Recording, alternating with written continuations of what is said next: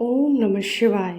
Hello दोस्तों, आपका स्वागत है हमारे चैनल भक्ति कथा संग्रह में। सौभाग्य सुंदरी व्रत 2023 कब रहेगा और इसका महत्व, पूजा विधि और कथा आज हम आपके सामने प्रस्तुत करने जा रहे हैं। धार्मिक मान्यताओं के अनुसार सौभाग्य सुंदरी व्रत महिलाओं के लिए बहुत पुण्यकारक और लाभदायी माना जाता है। सनातन धर्म में हर माह कई व्रत और त्योहार आते हैं और सभी का अपना एक विशेष महत्व होता है।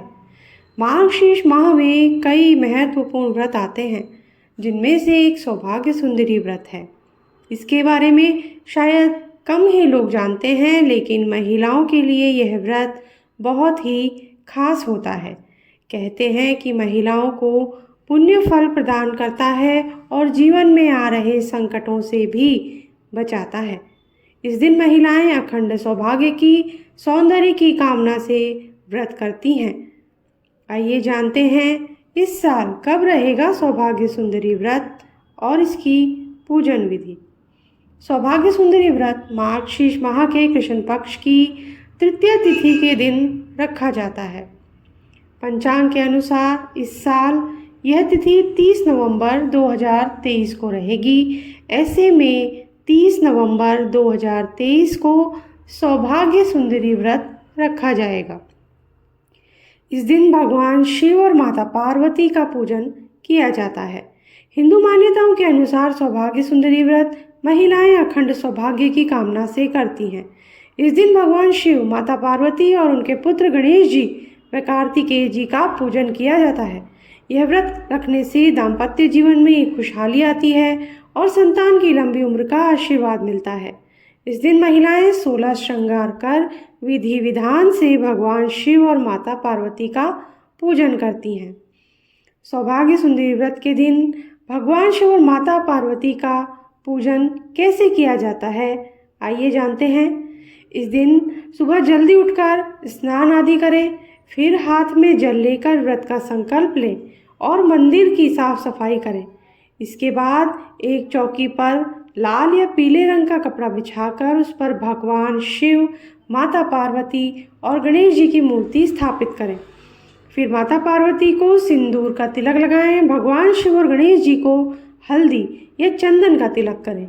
इसके बाद पुष्प अर्पित करें। फिर एक पान में 2 सुपारी, 2 लौंग, 2 हरी इलायची, 1 बताशा और 1 रुपये रखकर चढ़ाएं। साथ ही माता पार्वती को 16 श्रृंगार का सामान भी अर्पित करें और घी का दीपक जलाएं।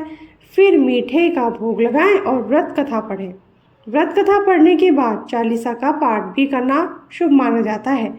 बता दें कि माता पार्वती को अर्पित किया गया 16 श्रृंगार बाद में आप स्वयं इस्तेमाल कर सकते हैं, क्योंकि ये एक प्रसाद के रूप में ही हो जाता है। सौभाग्य सुंदरी व्रत कथा इस प्रकार है।